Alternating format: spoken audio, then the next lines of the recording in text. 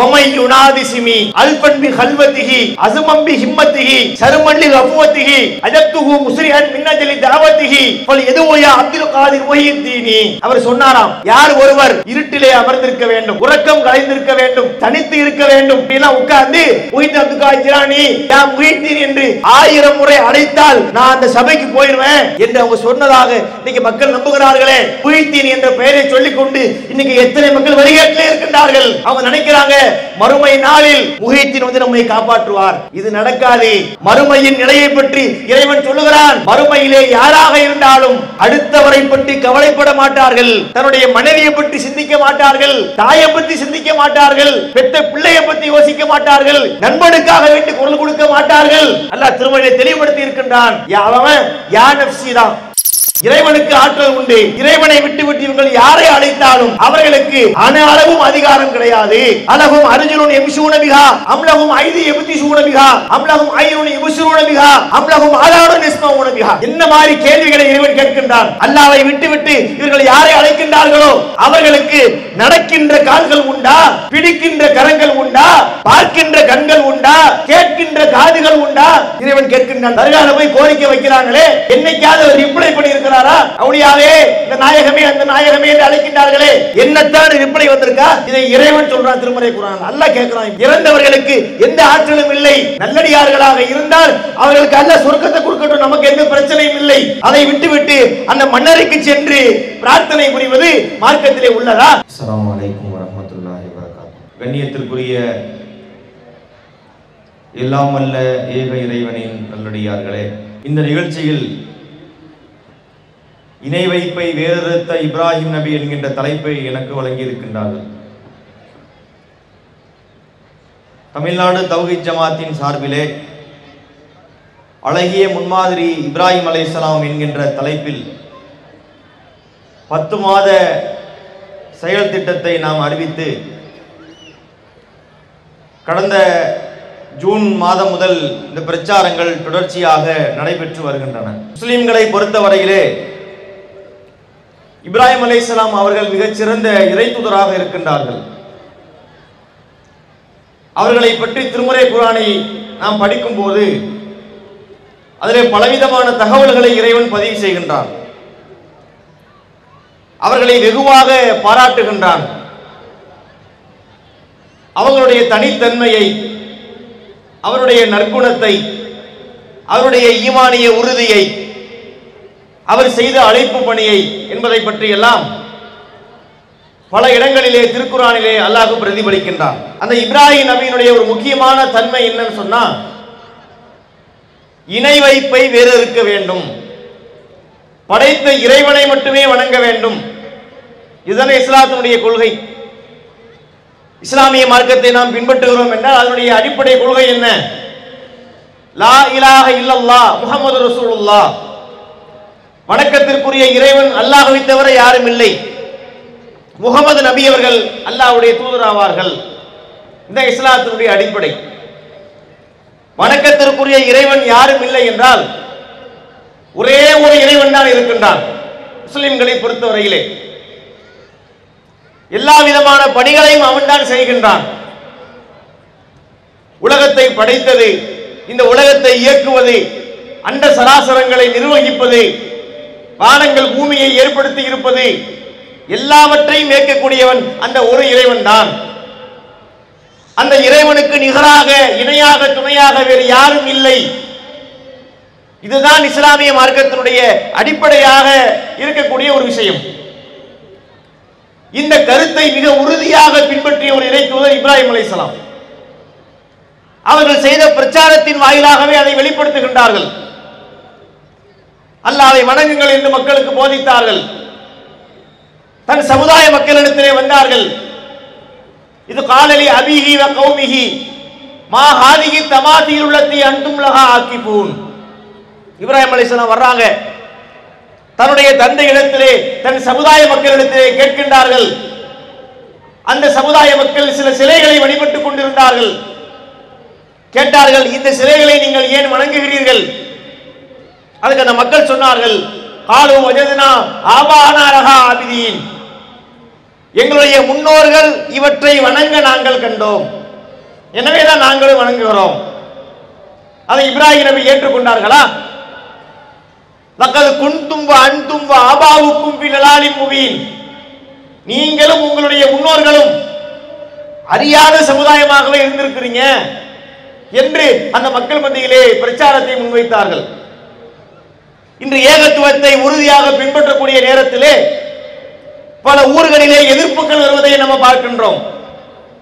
ஏகத்துவத்தை பின்பற்றினால், தௌஹீத் கருத்துக்களை மக்களுக்கு சொன்னால், ஏகத்துவத்தை முழங்கினால் உடனே ஊர் கூடி விடுவார்கள், ஜமாத்திலே மசூரா செய்வார்கள், இவர்களை ஊரை விட்டு நீக்க வேண்டும், இவர்களோடு அண்ணன் தண்ணி புழங்கக்கூடாது, இவங்களுடைய திருமணத்தை நடத்தி வைக்க கூடாது, இவங்களுடைய ஜனாசாக்களை நம்முடைய கபர்ஸ்தானில் அடக்கம் செய்யக்கூடாது என்கிற ரீதியிலே ஏகத்துவவாதிகளை ஓரங்கட்டக்கூடிய பணியிலே இன்று பல பேர் ஈடுபடுறாங்க இல்லையா? இதை ரிவர்ஸ்ல பண்ணவங்க இப்ராஹிம் அலைஹிஸ்ஸலாம். அதாவது ஏகத்துவத்தை நாம் இன்று ஏற்றிருக்கும் போது நம்மள அவங்க ஒதுக்குறாங்களே, இதை அவங்க உல்டாவா பண்றாங்க. இப்ராஹிம் அலைஹிஸ்ஸலாம், என்னுடைய இறைவனை நீங்கள் ஏற்றுக்கொள்ளாவிட்டால் உங்களை நான் நீக்கிறேன், நாங்க கஃபர்னா பிக்கும், நாங்கள் உங்களை மறுக்கிறோம், உங்களுக்கும் எங்களுக்கும் இடையிலே பதா பைனனா வ பைனக்குமுல் அதாவத்து வல் பகதாவு அபதன் ஹத்தா தூமினு பில்லாஹி வஹ்தஹு, ஒரு தனித்த அந்த இறைவனை நீங்கள் வணங்கக்கூடிய வரை உங்களுக்கும் எங்களுக்கும் இடையிலே பகைமையும் வெறுப்பும் என்றென்றும் ஏற்பட்டு விட்டது, நாங்க உங்களை புறக்கணிக்கிறோம் என்று சொன்னார்கள்.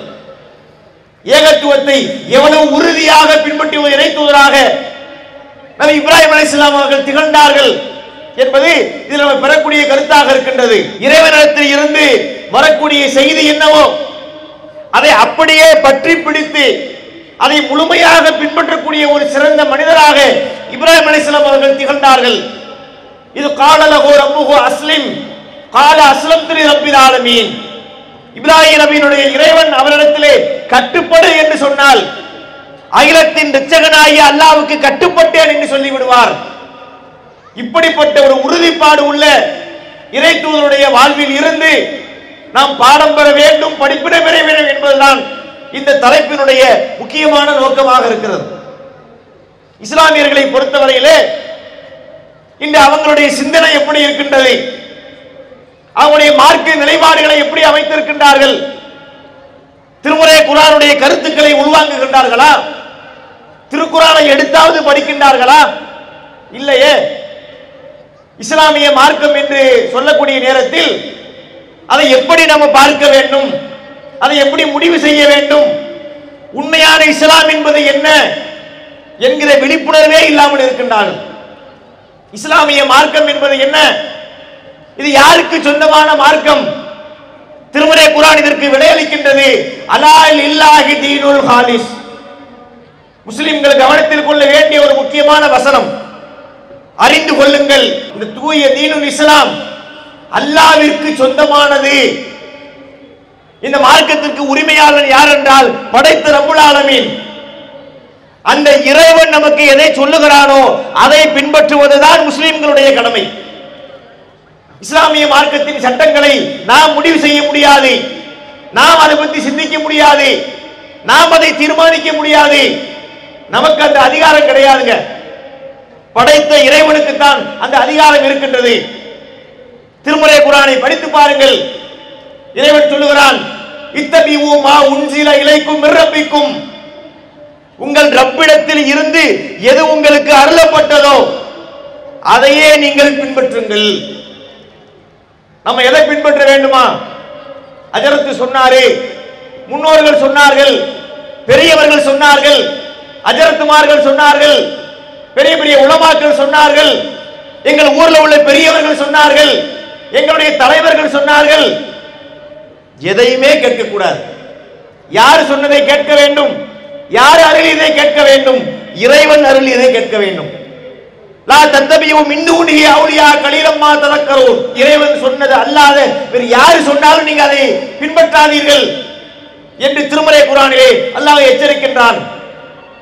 இந்த ஒரு அறிவுரையை முஸ்லிம்கள் உள்வாங்கி இருக்கின்றார்களா? இல்லையே. இஸ்லாமிய மார்க்கம் என்று சொன்னால் யார் சொன்னாலும் அதை மார்க்கம் என்று நம்புகிறார்கள். இந்த மார்க்கத்தினுடைய ஒரு தனித்தன்மையை பாருங்கள். கடவுள் கொள்கையிலே மிகச் சிறப்பாக பயணிக்கக்கூடிய மார்க்கம் இஸ்லாமிய மார்க்கம். அதுல எந்த விதமான காம்ப்ரமைஸுமே இஸ்லாத்தில் இல்லை. இறைவன் ஒருவன் தான், அவன் எஜமானன், மற்ற அனைவருமே அவனுடைய அடிமைகள். எஜமானனாகவே இருப்பான், அடிமைகள் அடிமைகளாகவே இருப்பார்கள். எந்த அடிமையாலும் எஜமானுடைய இடத்தை பிடிக்க முடியாது. இது இஸ்லாத்தினுடைய அடிப்படையான கோட்பாடு. இதை இன்றைக்கு மக்கள் புரிந்து கொண்டிருக்கின்றார்களா? இஸ்லாம் என்ற பெயரிலே மார்க்கத்தில் இல்லாத பல காரியங்களை அவர்கள் நடைமுறைப்படுத்துகின்றார்கள். குறிப்பாக இணை கற்பிக்கக்கூடிய காரியங்களை, தர்கா வழிபாடு, தாயத்துக்கள் அணிவது, மௌலூது மீலாது, பராத்து மேராஜி என்ற பெயரிலே பலவிதமான காரியங்களை, இஸ்லாத்திலே சொல்லப்படாத காரியங்களை நடைமுறைப்படுத்திக் கொண்டிருக்கின்றார்கள். இதெல்லாம் மார்க்கத்தில் வருமா? இஸ்லாத்தில் இதற்கு அனுமதி இருக்கின்றதா? கண்டிப்பாக இல்லை. இந்த மார்க்கம் எவ்வளவு சிறப்பாக சட்டங்களை இறைவன் வைத்திருக்கிறார் என்றால், நபிகள் நாயகம் ஸல்லல்லாஹு அலைஹி வஸல்லம் அவங்க யார் நமக்கு தெரியும். நம்முடைய உயிரை விட மேலாக நம்ம மதிக்கிறோம். நபிகள் நாயகம் ஸல்லல்லாஹு அலைஹி வஸல்லம் அவர்களை போல நம்ம வந்துட முடியுமா? நம்ம என்னதான் தொழுதாலும், எத்தனை நோன்பு வச்சாலும், நம்முடைய சொத்துக்கள் அனைத்து இந்த மார்க்கத்துக்காக நம் தர்மம் செய்தாலும் நபிகள் நாயகத்தினுடைய இடத்தை நம்ம பெற முடியுமா என்றால் கண்டிப்பாக பெற முடியாது. அவ்வளவு பெரிய ஒரு உயர்ந்த இடத்தை நபிகளாருக்கு இறைவன் வழங்கி இருக்கின்றான். அந்த இறை தூதராக இருந்தாலும் மார்க்கத்திலே சட்டம் சொல்லக்கூடிய அதிகாரம் நபிகள் நாயகத்துக்கு கிடையாதுங்க. எவ்வளவு அழகான மார்க்கம் என்று பாருங்கள். ரசூலுல்லாஹ்வுடைய வேலை என்ன? அல்லாஹ்விடமிருந்து வரக்கூடிய செய்தியை மக்களுக்கு எடுத்து சொல்வதுதான். அல்லாஹ் ஒவ்வொரு சமுதாயத்துக்கும் தூதரை தேர்வு செய்வான். அந்த தூதருக்கு வேதம் கொடுப்பான், அந்த தூதருக்கு ஞானத்தை வழங்குவான். அந்த செய்தியை மக்களுக்கு, சமுதாயத்துக்கு எடுத்து சொல்வதுதான் நபியினுடைய பணியாக இருந்தது. அதைத்தான் நபிகள் நாயகம் ஸல்லல்லாஹு அலைஹி வஸல்லம் அவர்களும் செய்திருக்கின்றார்கள். இதுல இஸ்லாமிய மார்க்கத்திலே ஒரு சட்டத்தை புதிதாக உண்டாக்கக்கூடிய அதிகாரம் நபிகள் நாயகத்துக்கே வழங்கப்படவில்லை. இதுக்கு என்ன ஆதாரம் என்று கேட்கின்றீர்களா? திருமறை குர்ஆனை படித்து பார்க்கின்றோம். அல்லாஹ் அற்புதமாக சொல்லுகின்றான். முதல்ல இந்த நபிகள் நாயகத்தினுடைய தன்மையை இறைவன் சொல்லுகிறான். வமா யன்திகு அனில் ஹவா இன் ஹுவ இல்லா வஹியை யூஹா. இந்த இறை தூதர் இருக்கிறாரே, இவர் மனோ இச்சையை பேச மாட்டார். எது அவருக்கு வஹியாக அறிவிக்கப்படுகிறதோ அதைத்தான் சொல்லுவார். அல்லாஹ் அவர் உறுதி கொடுக்கிறான். இந்த இறை தூதர் மனோ இச்சை இப்படி பேச மாட்டார், அவரா எதை சொல்ல மாட்டார். அவருக்கு என்ன செய்தியாக அறிவிக்கப்படுது அப்படின்னு அர்த்தம், அல்லாஹ்விடத்தில் இருந்து நபிகள் நாயகத்துக்கு மெசேஜ் வரும், அந்த செய்தியை தான் அவர் பேசுவார். திருமறையிலே இறைவன் சொல்கிறான். இன்னொரு இடத்திலே பார்க்கின்றோம், சூரத்து யூனுஸ் என்ற அத்தியாயத்திலே, அதாவது ரசூலுல்லாஹ்வுடைய காலத்திலே வாழ்ந்த சமுதாய மக்கள், மறுமையை நம்பாத மக்கள் ரசூலுல்லாஹ் பார்த்து என்ன கேட்டாங்க தெரியுமா? யதி பி குர்ஆனின் கைரி ஹாதா. நபியே, எங்களுக்கு இந்த குர்ஆன் வேண்டாம், நாங்க இந்த குர்ஆனை ஏத்துக்க மாட்டோம், நீங்க இதற்கு பதிலாக வேறு குர்ஆனை கொண்டு வாருங்கள். அவ் பத்தில்ஹு, அல்லது அந்த குர்ஆனை கொஞ்சம் சட்டங்களை மாத்துங்க. ஒண்ணு வேற முழு குர்ஆனை கொண்டு வந்துடணும், இந்த குர்ஆனை தூக்கி எறிந்து வேற குர்ஆன் கொண்டு வரணும், இல்லை என்றால் அதிலே சிலவற்றை மாற்றுங்கள் என்று ரசூலுல்லாஹ்விடத்திலே சொல்கின்றார்கள். இவர்களுக்கு பதிலடி கொடுக்க சொல்லி அல்லாஹ் ரசூலுல்லாஹ்வுக்கு சொல்லுகிறான், நபியே நீங்க இந்த மக்களுக்கு சொல்லுங்கள், மா யகூனூலி அன் உபத்திலஹு மின் தில்காய் நஃப்ஸி, இதிலே எதையும் சுயமாக மாற்றக்கூடிய அதிகாரம் எனக்கு கிடையாது. நல்லா கவனிக்கணும். ஒரு அஜரத்தை பத்தி இங்க பேசல, ஒரு ஜமாத்தினுடைய தலைவரை பத்தி பேசல, ஒரு ஊர் பெரியவரை பத்தி பேசல. ரஹ்மத்துன் லில் ஆலமீன், அகிலத்துக்கு அருட்கொடையாக சொல்லப்பட்ட நபியை பற்றி இறைவன் பேசுகிறான். நீங்க போய் சொல்லிருங்க, குர்ஆனை மாத்த சொல்லி அவன் சொல்றான், எனக்கு இதுல எந்த மாற்றத்தையும் செய்யறதுக்கு அதிகாரம் கிடையாது. இன் அத்தபிஉ இல்லாமா யூஹா இலைய, எனக்கு வஹியாக அறிவிக்கப்பட்டதைத்தான் நானே பின்பற்றுகிறேன் என்று சொல்லுங்கள். நான் நபியாக இருக்கலாம், நபியாக இருந்தாலும் எனக்கு எந்த மெசேஜ் கொடுக்கப்படுகிறதோ அதைத்தான் நான் பின்பற்ற வேண்டும் என்று மக்களுக்கு சொல்லிவிடுங்கள் என்று அல்லாஹ் சொல்லுகின்றான். இந்த வார்த்தையை சிந்தித்து பார்க்க வேண்டாமா? இன்னொரு இடத்துல இறைவன் சொல்லுகிறான், சூரத்துல் ஹாக்கா என்ற அத்தியாயத்திலே, வலவுத்த கவ்வள அலைனா பாதல் அகாவில், இந்த இறை தூதர் சில கூற்றுக்களை தானாக சொல்லிவிட்டால், பல நூறு சட்டங்களை அல்ல, இஸ்லாத்தினுடைய ஒரு அறவாசி காவாசியே இல்லை. பாதல் அகாவில் என்றால் கொஞ்ச வார்த்தைகள், ஒரு சில சட்டங்கள் இவராக சொல்லிவிட்டால், நம்ம நபி தானே, எவ்வளவு பெரிய சிறந்த தூதர் அல்ல விட்டுருவானா? அல்லாஹ் எச்சரிக்கக்கூடிய வார்த்தையை பாருங்கள், லா அகர்னா மின்ஹு பில் யமீன், அவரை வலக்கரத்தால் பிடிப்போம், சும்மல கத்தானா மின்ஹுல் வத்தீன், அவருடைய பிடரின் நரம்பை நாம் துண்டித்து விடுவோம். ஒரு தடித்த வார்த்தையை அல்லாஹ் பயன்படுத்துகிறான், ரசூலுல்லாஹ்வுக்கு பயன்படுத்துகிறான்.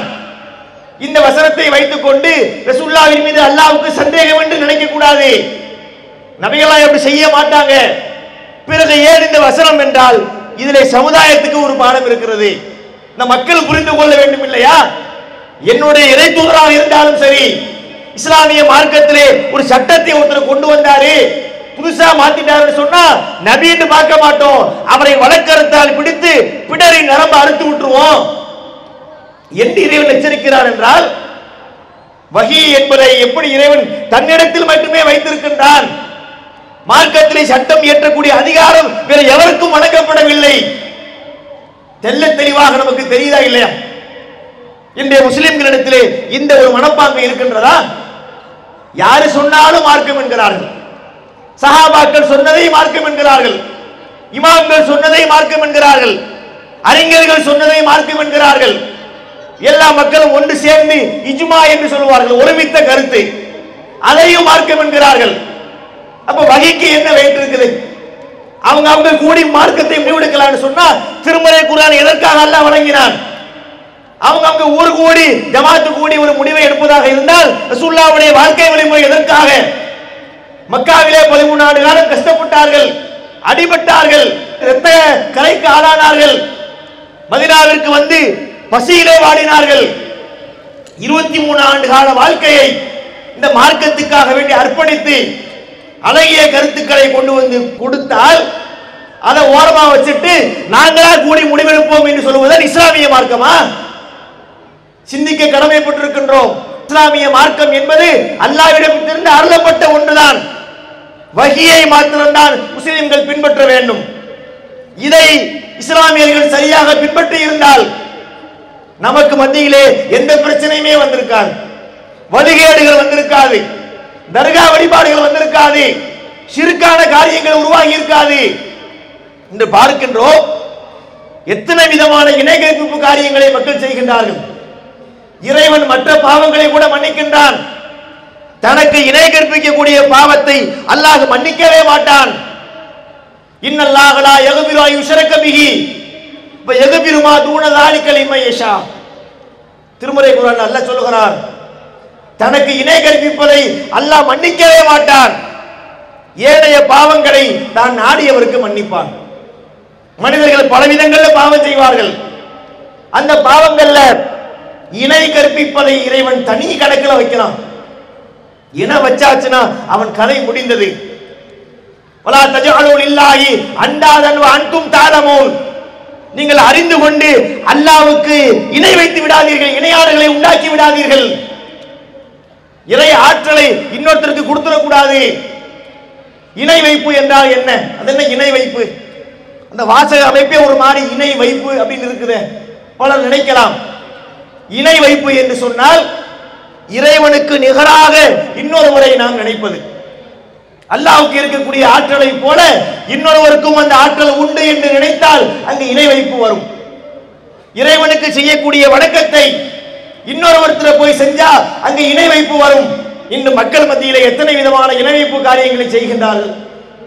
அதுல பார்க்கிறோம் தர்கா வழிபாடு.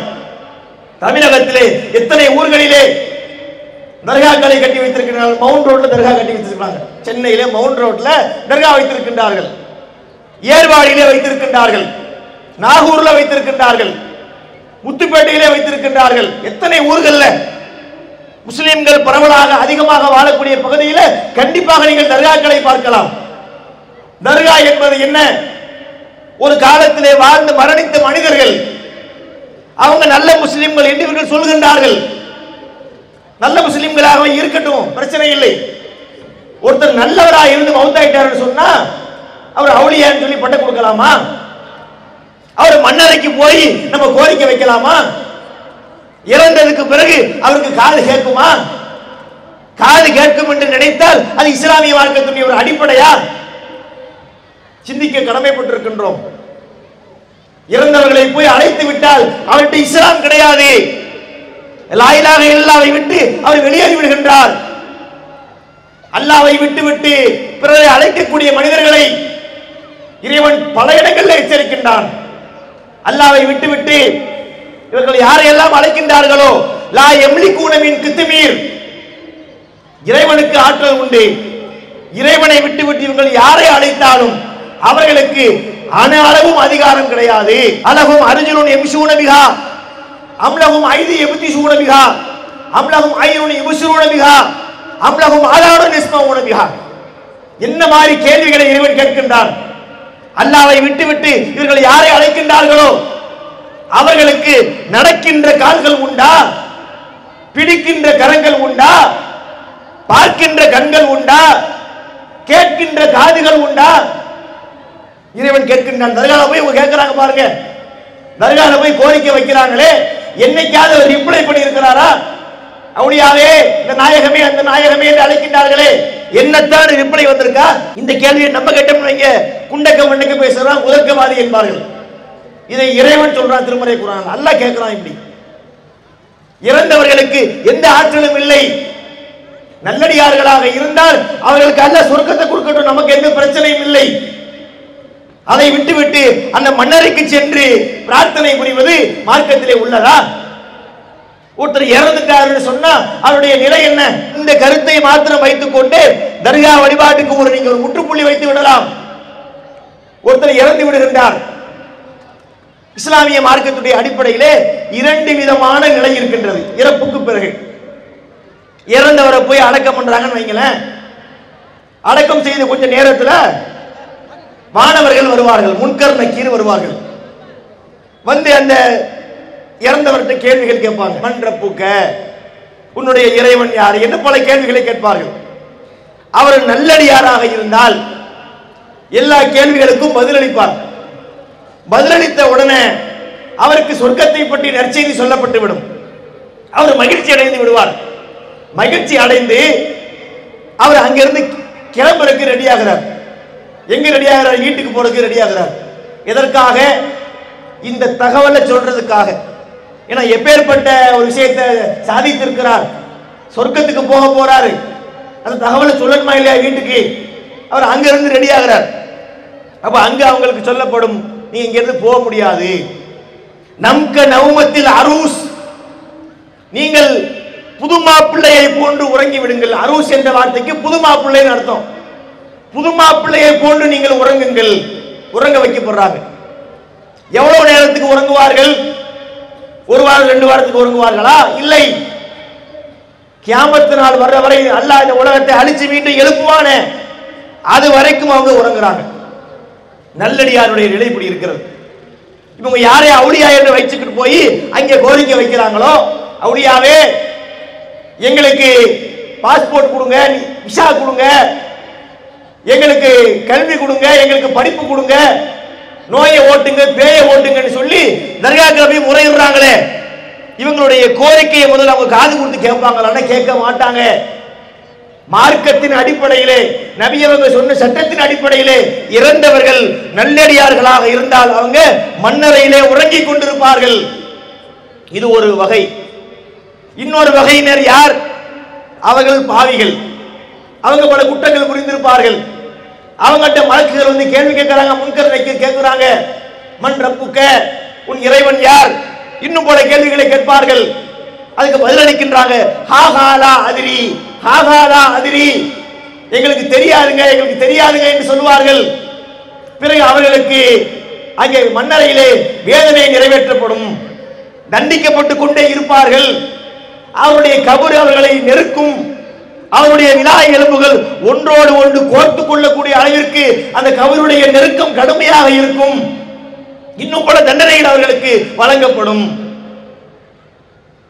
இவங்கள போய் கேட்கலாமா? அப்போ ஒரு நரகவாசி அவன் மண்ணறையில் அடி வாங்கிட்டு இருக்கிறான், மிதி வாங்கிட்டு இருக்கிறான், அவன்கிட்ட போய் அவுளியாவேன்னு கேட்க முடியுமா? எப்படி கேட்டாலும் சிக்கல் தான். நல்லடியாரா இருந்தா தூங்குறாரு, கேட்ட காது கேட்காது.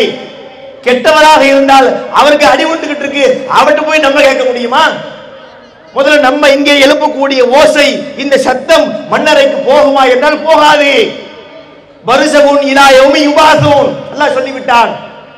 அவங்க எழுப்பப்படுகின்ற நாள் வரை இந்த உலகத்திற்கும் அந்த உலகத்துக்கும் இடையிலே ஒரு பரிசகு திரை இருக்கின்றது. எந்த ஓசையும் இங்கிருந்து அங்கு போக முடியாது. இவ்வளவு தெல்ல தெளிவான சட்டத்தை மார்க்கம் சொல்லி இருக்கும் போது தர்காக்களுக்கு சென்று அவங்க போய் கோரிக்கை வைக்கிறாங்களே, அவங்களுக்கு காது கேட்குமா? முதல்ல எதுக்காக போய் இவங்கள்ட்ட கேட்கணும்? அலைஸ அல்லாஹு பி காஃபின் அபுதா, தன்னுடைய அடியார்களுக்கு அல்லாஹ் போதுமானவனாக இல்லையா? எதுக்கு இன்னொரு ஆளு, எதுக்கு ஒரு ஆள் போய் பரிந்துரைக்கு கூப்பிடணும்? அல்லாஹ்விடத்தில் கேட்கலாமே. இறைவன் அனைத்தையும் அறிந்தவன், நம்முடைய உள்ளத்திலே உள்ள கருத்துக்களை கூட அவன் அறியக்கூடியவன். இன்னல்லாஹு அலிமும் பிதாத்தி சுதூர், மனிதனுடைய உள்ளத்திலே இருக்கக்கூடிய கருத்துக்களையும் அல்லாஹ் அறியக்கூடியவனாக இருக்கின்றான். எல்லாவற்றையும் இறைவன் அறிவான், அவனுக்கு எல்லா பாஷையும் தெரியும். அப்ப ஏன் அல்லாஹ்ட்ட கேட்க வேண்டியதானே? ஏன் இந்த இணையாளர்களை நம்ம ஏற்படுத்த வேண்டும்? நபிகள் நாயகம் ஸல்லல்லாஹு அலைஹி வஸல்லம் அவர்கள் தங்களுடைய வாழ்நாளிலே எந்த ஒரு சூழ்நிலையிலும் ஒரு பொருட்டால ஒண்ணு கேட்டிருக்கிறாங்களா? அல்லாஹ்ட்ட தான் கேட்டாங்க. மழை வேணுமா, குழந்தை வேண்டுமா, வறுமையை போக்க வேண்டுமா, அல்லாஹ்வின் உதவி வேண்டுமா? நபி டு அல்லாஹ் தான் நேரடியாகத்தான் கேட்டிருக்கிறார்கள். இவர் பொருட்டால் குடி, அவர் பொருட்டால் குடி என்று கேட்டதே கிடையாது. இன்றைய இஸ்லாமியர்கள் பொருட்டு என்ற பெயரிலே, வசீலா என்ற பெயரிலே பல அவுலியாக்களை அழைத்து அவங்க மூலமாக அல்லாஹ்விடத்தில் கேட்கக்கூடிய நிலையை பார்க்கின்றோம். இது இஸ்லாத்திலே இல்லாத ஒரு காரியம். இதை ஒருத்தர் நம்பிட்டார் என்று சொன்னா அவர் உள்ளத்திலே ஈமான் கிடையாது, அவர் இஸ்லாமிய வட்டத்தை விட்டு வெளியே போய்விடுகின்றார். இந்த அடிப்படையை புரியாமல் தர்காக்களுக்கு மக்கள் செல்கின்றார்கள். அந்த மக்களுக்கு புரிய வைக்க வேண்டும், அந்த மக்களை கொடிய நரகத்தில் இருந்து பாதுகாக்க வேண்டும் என்கின்ற நல்லெண்ணத்திலே தான் தமிழ்நாடு தௌஹீத் ஜமாத்தின் சார்பிலே இத்தகைய பிரச்சாரங்களை நாங்கள் முன்னெடுக்கின்றோம். தர்கா வழிபாட்டை இப்படிப்பட்ட சிறுக்கு இருக்கிறது. இன்னொரு பக்கத்தில் பார்த்தால் மௌலிதுகள் என்ற பெயரிலே ரபியுல் அவ்வல் மாதம் வந்துவிட்டால் சுபஹான மௌலிது, மகரிப் நேரங்களில் நீங்க பார்க்கலாம், பள்ளிவாசல்கள்ல ஒளிபெருக்கையில ஒரே சத்தமா இருக்கும். சின்ன பிள்ளைகளை வைத்துக் கொண்டு ஓதுகின்றார்கள். யா நபி சலாம் அலைக்கும், யா ரசூல் சலாம் அலைக்கும் என்ற பாடல்களை. இதுல என்ன சிக்கல் இருக்கிறது என்றால், நபிகள் நாயகத்தை புகழ்றோம் என்ற பெயரிலே நபிகள் நாயகத்திற்கு இறைத்தன்மை இருப்பதை போல அங்கே சித்தரிக்கப்படுகின்றது. நான் ஏற்கனவே குறிப்பிட்டேன், மனிதன் என்றும் இறைவனாக முடியாது. எவ்வளவு நல்ல மனிதராக இருந்தாலும், நபிகள் நாயகத்தை போல உத்தமராக இருந்தாலும் சிறந்தவர் என்று சொல்லலாம், ஆனால் இறைத்தன்மை பெற்றவர் என்று சொல்லக்கூடாது. சொல்லியாச்சுன்னா அவர் இஸ்லாத்தை விட்டு வெளியே போயிடுவார். இவங்க உண்டாக்கி வைத்திருக்கக்கூடிய மௌலிதுல இவைகள் தான் நிறைந்திருக்கின்றன. அது இந்த மௌலிது பாடல்களை அவங்க படிக்கும் போது ஒரு வேடிக்கையை அரங்கேற்றுகின்றார்கள். என்ன வேடிக்கை தெரியுமா? சினிமா பாட்டா பார்க்க வேண்டியது. அந்த சினிமா பாட்டில் டியூன் இருக்குமாங்க, பல மியூசிக் டைரக்டர்கள் கம்போஸ் பண்ணி ஒரு பாட்டுக்கு டியூன் போடுற மாதிரி அந்த டியூனை எடுத்து வைத்துக் கொண்டு அப்படியே மௌலிது பாட்டுக்கு உள்ள வைக்கிறது. சலாத்துன் சலாமுன் ஹுமா சர்மதா அலல் முஸ்தபா மா யலூஹுன் நஹார். கேட்டிருக்கீங்களா? ரபியுல் அவ்வல் மாசத்துல மகரிப் டயத்துல ஒரு ஊரை நீங்க கிராஸ் பண்ணியிருப்பீங்க, ஒளி பெருக்கையிலே இதை நீங்க கேட்டிருப்பீர்கள். இந்த மாதிரி சினிமா பாட்டில் படிக்கிறாங்க. எந்த ஊர்லயாவது ஒரு பள்ளிவாசலில் ஒரு அல்ஹம்து சூராவை, ஒரு துணை சூறாவை, சூரத்துல் பக்கராவை ஒரு எம்ஜிஆர் பாட்டு பெட்டிலே படித்தால் அந்த ஊர் மக்கள் ஒத்துக்கொள்வார்களா? இமாமை பிடிச்சி கேள்வி கேட்பாங்க. இமாமும் அதை எப்படி ஓத மாட்டார். ஆனா மௌலிது என்று வந்துவிட்டால் மௌலிதுல இவங்க பண்ணக்கூடிய சேட்டை, ஏகபோக சேட்டைகளை நீங்க பார்க்கலாம். எல்லாமே அதில் சொல்லுவாங்க. இந்த மௌலிது ஓதக்கூடிய நேரத்தில் ஓத போகக்கூடிய மதரசா மாணவர்கள் இருக்கிறாங்கல்ல, அவங்கள எம்ஜிஆர் ரசிகர்கள் இருப்பாங்களாம், அவங்கள சிவாஜி ரசிகர்கள் இருப்பாங்களாம். இவங்க எப்படி மௌலிது ஓதுவாங்க? ரெண்டு டீமா இருக்கு. ஒரு டீம் என்ன செய்யும், எம்ஜிஆர் பாட்டில் இருந்து டியூன் கொடுத்து ஓதும். வமரிலன் அந்த ஆயிதுஹு கது அதஹுல்லாஹு பில் ஃபரஜி ஃபஸமன் கது குந்த பிகியதஹு வஸமாயி அர்ஃபஇ தரஜி வஸமாயி அர்ஃபஇ தரஜி பணி இல்லாத மார்கழியா என்பது எம்ஜிஆர் பாட்டு. இதை எடுத்து படிக்க வேண்டியது. உடனே சிவாஜி ரசிகர்களுக்கு கோவம் வந்துடும். அப்ப எங்க ஹீரோ இருக்கிறாரு, நாங்க என்ன சொம்பையா? இப்ப நாங்க படிக்கிற மாதிரி மௌலாய சல்லி வஸல்லிம் தாயிமன் அபதா அலா ஹபீபிக கைரில் ஹல்கி குல்லிஹிமி அமின் ததகுருஜி ரானிம் பிதி சலமி மசஜ்ததம் அன்ஜாரா பிமுக்லத்தின் பிதமி பிதமி பிதமி பிதமி. அல்ல என்ன என்னன்னு வரும் சிவாஜி பாட்டு. இப்படி ஒரு எம்ஜிஆர் பாட்டு, ஒரு சிவாஜி பாட்டு. இது அன்னைக்குள்ள அலிம்சாக்கள் படிச்சது. இன்னைக்கு என்ன படிப்பார்கள், ஒரு அஜித் பாட்டு, ஒரு விஜய் பாட்டு. இது மார்க்கமா கேலி கூத்தா? நீங்கள் சொல்லுங்கள். இப்படி ஒரு விஷயத்தை வணக்கம் என்ற பெயரிலே ஊரை கூட்டி உட்கார வைத்துக் கொண்டு தொப்பியை போட்டுக்கொண்டு அதை வணக்கம் என்று நினைத்துக் கொண்டு சினிமா பாட்டை எடுத்து மெட்டெடுத்து படிக்கின்றார்களே, இது இஸ்லாமிய மார்க்கத்திலே உள்ளதா? இல்லை. இதுல நிறைய கேலி கூத்துகள் நீங்க பார்க்கலாம். இதுல இன்னொன்று என்ன பார்க்கின்றோம், அந்த மௌலிதிலே அவங்க படிக்கக்கூடிய வார்த்தைகள் இருக்கிறதே, அபத்தமான வார்த்தைகள். நான் ஏற்கனவே சொன்னேனே, நபிகள் நாயகத்துக்கு இறைத்தன்மை உள்ளதாக சித்தரிக்கப்படுகின்றது. அந்த கஃபாருல் ஹதாயா, எங்களுடைய பாவத்தை மன்னிப்பவரே.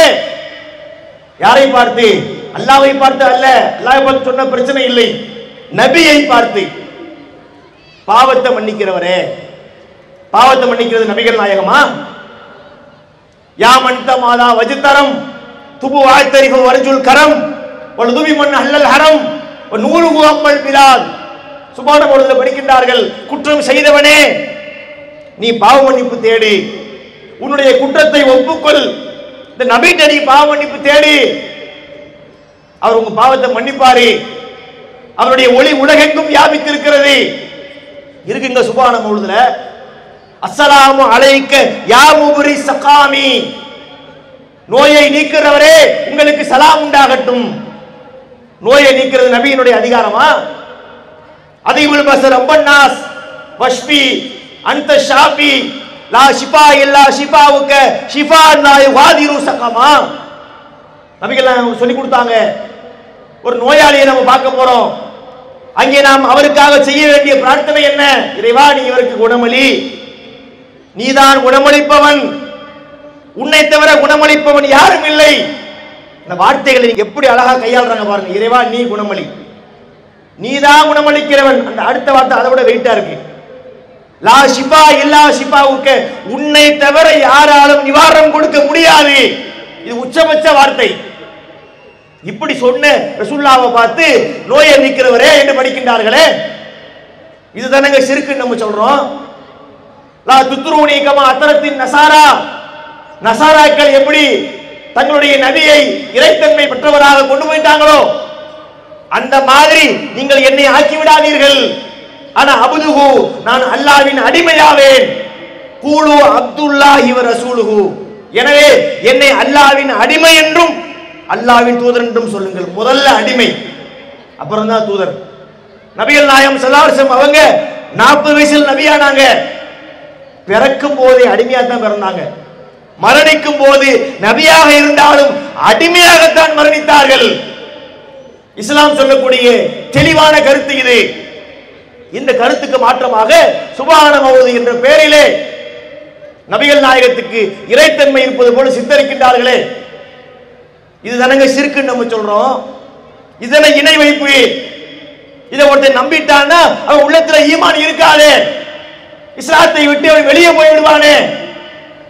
மக்கள் சிந்திக்க வேண்டும். ரபியுல் அவளை இந்த கூத்து நடக்குதா? அடுத்த மாதம் பிறக்கும் ரபியுல் ஆகிர் மாதம்.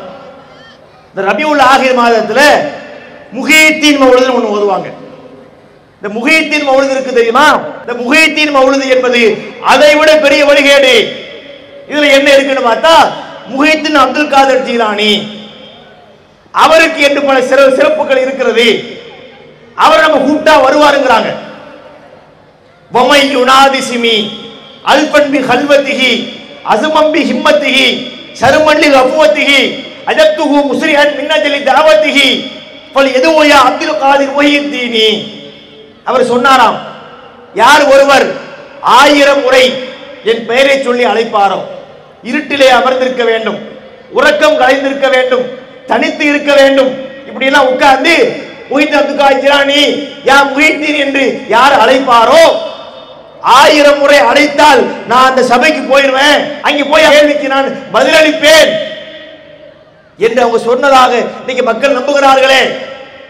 முஹித்தீன் என்ற பெயரை சொல்லிக் கொண்டு இன்னைக்கு எத்தனை மக்கள் வழிகேட்டிலே இருக்கின்றார்கள். அவங்க நினைக்கிறாங்க மறுமை நாளில் முஹித்தீன் வந்து நம்மை காப்பாற்றுவார், நமக்கு யாரு வந்தாலும் வராவிட்டாலும் அல்லாஹ்வுக்கு முன்னாடி கைகட்டி நிற்போம். அப்ப யார் வருவா? முஹித்தீன் வருவாரு, நம்ம கையை பிடிச்சு கொண்டு போவாரு, காப்பாற்றுவார் என்று நினைக்கின்றார்கள். இது நடக்காது. ஏன் தெரியுமா? மறுமையின் நிலையை பற்றி இறைவன் சொல்லுகிறான். மறுமையிலே யாராக இருந்தாலும் அடுத்தவரை பற்றி கவலைப்பட மாட்டார்கள், தன்னுடைய மனைவியை பற்றி சிந்திக்க மாட்டார்கள், தாயை பற்றி சிந்திக்க மாட்டார்கள், பெற்ற பிள்ளையை பற்றி யோசிக்க மாட்டார்கள், நண்பனுக்காக வேண்டி குரல் கொடுக்க மாட்டார்கள். இதுக்கெல்லாம் ஏராளமான திருமறை வசனங்கள் இருக்கிறது. அல்லாஹ் திருமறையை தெளிவுபடுத்தி இருக்கின்றான். அவன் யா நஃப்ஸி தான், என் நிலை என்ன, நம்ம எப்படி தப்பிக்கிறது, நம்ம எப்படி சொர்க்கத்துக்கு போறது என்கிற நிலையில தான் மக்கள் இருப்பார்கள். யாரும் யாருக்காக வேண்டி குரல் கொடுக்க முடியாது. இவங்க நினைக்கிறாங்களே முஹித்தீன் வருவார்னு, அவர் நம்மளை கூட்டு போறது இருக்கட்டும், அவரால் அவர் மனைவியை கையை பிடிச்சு கூட சொர்க்கத்துக்கு கூட்டு போக முடியாது. இது மார்க்கம் சொல்லக்கூடிய தீர்ப்பு. எந்த மனிதரும் யாருக்காக உதவ முடியாது. இந்த மக்கள் நினைக்கின்றார்கள். இவரை புகழ்ந்து படிக்கிறோம் என்ற பெயர்ல தான் ரபியுல் ஆகிர் மாதத்திலே முஹித்தீன் மௌலிது படிக்கிறாங்க. இதுல ஒரு விஷயத்தை தெளிவுபடுத்த வேண்டியிருக்கிறது. இந்த முஹித்தீன் மக்கள் சொல்றாங்களே, இந்த விஷயத்திலே மக்களுக்கு உள்ள நம்பிக்கை என்ன தெரியுமா? முஹித்தீன் என்பவரை இவங்க எங்கே கொண்டே உட்கார வச்சிருக்கிறாங்க தெரியுமா? அரிசில கொண்டே உட்கார வைக்கிற மாதிரி நினைச்சிருக்கிறாங்க. நான் இதை மிகைப்படுத்தி சொல்றான்னு நினைக்க கூடாது. நான் அதுக்கு ஆதாரம் சொல்கிறேன். நபிகள் நாயகத்தை விட மேல நினைக்கிறாங்க. இந்த உம்மத்துல நம்ம ரசூலுல்லாஹ்வை போல யாரையும் நேசிக்க கூடாது. தாயை நேசிப்போம், தந்தையை நேசிப்போம், அது வேறு. நபிகள் நாயகத்தின் மீது தான் உச்சபட்ச நேசம் இருக்க வேண்டும். அந்த நேசம் கடைந்து இன்னொருத்தர் மேல போகுதுன்னு சொன்னா அதுக்கு மார்க்கத்திலே அனுமதி கிடையாது. ஆனா இந்த முஹித்தீனுடைய பக்தர்கள் அவரை எப்படி பார்க்கறாங்க தெரியுமா? ரசூலுல்லாஹ்வுக்கு மேல பார்க்கறாங்க. ரசூலுல்லாஹ்வுக்கு மேல என்ன? அல்லாஹ்வுக்கு மேல பார்க்கறாங்க. என்ன ஆதாரம்? ஆதாரம் சொல்லட்டுமா? முஹித்தீன் மௌலிதுல ஒரு பாட்டு வரும்.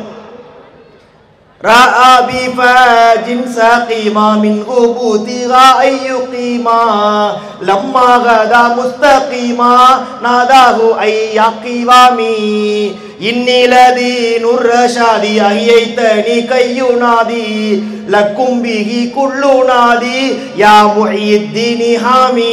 இப்படி ஒரு பாட்டு உண்டு, முஹித்தீன் மௌலிது உண்டு. என்ன அர்த்தம் தெரியுமா? ஒரு நாள் அப்துல் காதர் ஜீலானி நடந்து போயிருக்கிறார். ஒரு வாக்கிங் போறாருன்னு வச்சுக்கோங்களேன். அப்போ ஒரு நோயாளியை கண்டார். சக்கீம்னா நோயாளி. நோயாளியை பார்க்கிறார். அந்த நோயாளி உடம்பு சௌக்கியம் இல்லாம கிடக்கிறார், எந்திரிச்சு நிக்க முடியல, உடம்புல தெம்பு இல்லை. அவரே இந்த நோயாளி அப்துல் காதர் ஜீலானியை கூப்பிடுறார். அத்தா அவன் முடியலத்தா கொஞ்சம் தூக்கி விடுங்கத்தா அப்படின்னு கேட்டிருக்கிறார். இவர் போய் தூக்கி விடுறார். யாரு? முஹித் அப்துல் காதர் ஜீலானி. தூக்கி விட்ட உடனே இப்ப இந்த நோயாளி பேசுறாரு. என்னையோ தூக்கி நிறுத்திட்டீங்களா? நான் யார் தெரியுமா? இன்னில தீனுர் ரஷாத், நான் தான் இஸ்லாமிய மார்க்கம், தீன் நேரிய இஸ்லாமிய மார்க்கம். என்னைய நீங்க தூக்கி நிறுத்திட்டீங்களே, எனவே நீங்கள் முஹித்தீன் என்று அழைக்கப்படுவீர்கள். அங்கேதான் அவருக்கு முஹித்தீன் ஆகிறார். அவர் பேர் அப்துல் காதர் தான். அவர் பிறந்த ஊர் ஜீலான், அதனாலதான் அப்துல் காதர் ஜீலானி இருக்கு. முஹித்தீன் எப்படி பேர் கன்வெர்ட் ஆகுதுங்கிறதுக்குள்ள கதை இது. முஹித்தீன் என்ன அர்த்தம்? மார்க்கத்தை உயிர்ப்பித்தவர் அர்த்தம். எவ்வளவு பெரிய அபத்தமான அர்த்தம்னு பாருங்க. முஹீன என்ன? முஹீ என்றால் உயிர்ப்பித்தவர், தீன்னா மார்க்கம், தீனையே உயிர்ப்பித்தவர். இஸ்லாமிய மார்க்கம் உடம்புக்கு முடியாமல் ஓய்ந்து ஒடிந்து கிடக்கின்றது. அதை தூக்கி நிறுத்துறதுக்கு யாருக்கும் சக்தி இல்லை. அல்லாஹ்வுடைய மார்க்கத்தை அல்லாஹ்வாலே காப்பாற்ற முடியல போல இருக்கு. அவங்க நம்பிக்கை எப்படி பேசுறோம்? முஹீத்தீன் போய் தூக்கி நிறுத்தினார் அப்படின்னா இங்க முஹீத்தீனை எங்கே கொண்டு வைக்கிறாங்க? அல்லாஹ்வுக்கு மேல கொண்டு போய் வைக்கிறாங்க. இது இஸ்லாமா? இது சுலத்த நபிகள் நாயகம் அவர்கள் வந்தார்களா? இது மக்கா காஃபிருடைய நம்பிக்கையை விட மோசமா இருக்கிறது. மக்கா காஃபிர்களை எப்படி நம்பினார்கள்? மக்காவில் வாழ்ந்த அந்த இறை மறுப்பாளர்கள் அல்லாஹ்வை முக்கிய கடவுளாக வைத்துக் கொண்டார்கள். அவங்களுடைய லாத்தை மனாத்தை உஸ்ஸாவை ஹெல்ப் பண்ணுவாங்க, பரிந்துரை பண்ணுவாங்க என்று தானே பேசினார்கள். அந்த அதையெல்லாம் விட மோசமாக முஹீத்தீன் என்பவர் மார்க்கத்துக்கே உயிர் கொடுத்தார். இதை ஒரு முஸ்லீம் நம்பினால் அவர் இஸ்லாத்தில் இருக்க முடியுமா? இஸ்லாத்தை விட்டு வெளியே போக முடியுமா? இஸ்லாத்தை விட்டு வெளியே போயிடுவாரு. இப்படிப்பட்ட மோசமான நிலைகளை நோக்கி மக்கள் சென்று கொண்டிருக்கின்றார்கள். இதெல்லாம் இணை வைப்பு காரியங்கள். அந்த மக்களை மீட்டெடுக்க வேண்டிய ஒரு பொறுப்பு நமக்கு இருக்கிறது. அதன் வெளிப்பாடாகத்தான் இது மாதிரி பிரச்சாரங்களை நாம் அமைத்துக் கொண்டிருக்கின்றோம். இணை கற்பித்தல் என்பது மோசமான பாவம். அல்லாஹ் சொல்கிறான், நபியே நீ அல்லாஹ்வுக்கு இணை கற்பித்தால் உன்னுடைய எல்லா நல்லறங்களும் அழிந்து போய்விடும். யார் அல்லாஹ்விற்கு இணை கற்பிக்கின்றாரோ ஹர்ரமல்லாஹு அலைஹில் ஜன்னah, அவருக்கு சொர்க்கத்தை அல்லாஹ் ஹராமாக்கி விடுகின்றான். இப்படிப்பட்ட எச்சரிக்கைகளை திருமறை குர்ஆன்ல பார்க்கின்றோம். லுக்மான் என்கின்ற ஒரு நல்லடியார் தன் மகனுக்கு அறிவுரை சொல்கின்றார். யா புனைய லா துஷ்ரிக் பில்லாஹ் இன்ன ஷிர்க லظுல்முன் அலீம். என் அருமை மகனே, நீ அல்லாஹ்வுக்கு இணை வைத்து விடாதே. இணை வைத்தல் என்பது மிகப்பெரிய அநியாயமாகும். நாம் கவனத்திலே கொள்ள வேண்டும். எந்த சூழ்நிலையிலும் இறைவனுக்கு இணை கற்பிக்கக்கூடிய நிலைக்கு நாம் சென்று விடக்கூடாது. படைத்த இறைவனை, அவனை தனித்தவனை நாம் வணங்க வேண்டும். அந்த இறைத்தன்மையை இன்னொருவருக்கு இருப்பதாக நாம் நினைத்து விட்டால் நாம் இஸ்லாத்தை விட்டு வெளியேறி விடுகின்றோம்.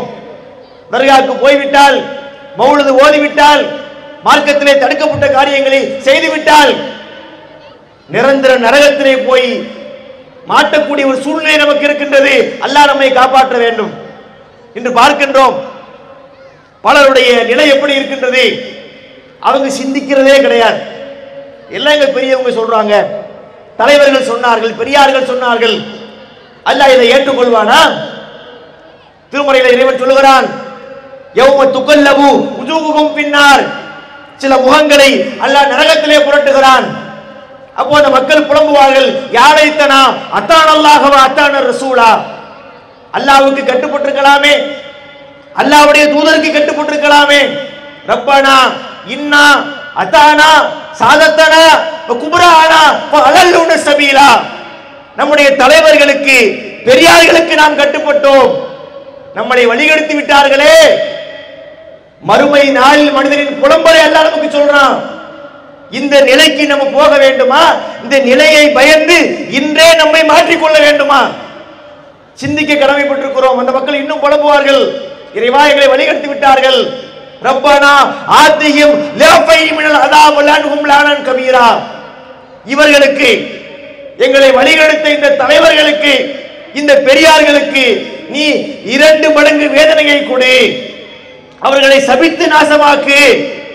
அல்லாஹ்விடத்திலே முறையிடுவார்கள் என்று திருமறை குர்ஆன்ல அல்லாஹ் தெளிவுபடுத்தி இருக்கின்றான். எனவே நமது மார்க்கத்தை நாம் தான் முடிவு செய்ய வேண்டும்.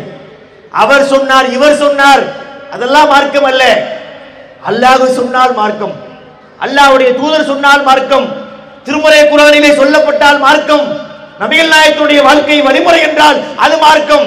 இந்த இரண்டையும் தாண்டி அவர் எவ்வளவு பெரிய நல்லடியாராக இருந்தாலும், சஹாபியாக இருந்தாலும், அவர் சொல்லுவது மார்க்கம் அல்ல.